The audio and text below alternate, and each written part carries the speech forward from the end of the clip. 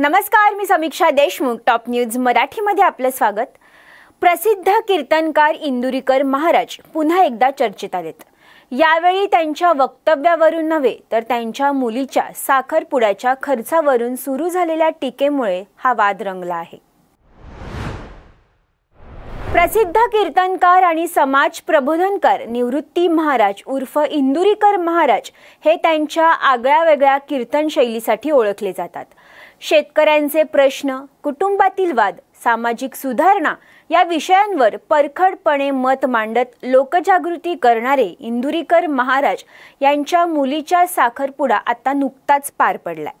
मात्र या साखरपुड्यावरून मुंबई डबेवाला संघटनेचे अध्यक्ष सुभाष तळेकर यांनी तीव्र टीका केली आहे.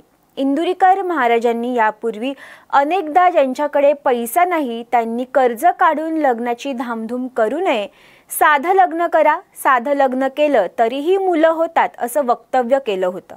मात्र आता स्वतःच्या मुलीचा साखरपुडा मध्ये त्यांनी लाखोंचा खर्च केल्याचा आरोप तळेकर यांनी केला असून दुसऱ्यांना अक्कल शिकवणारे इंदुरीकर महाराज स्वतः मात्र मुलीचा थाटामाटात साखरपुडा करत आहेत अशी टीकाही त्यांनी केली आहे.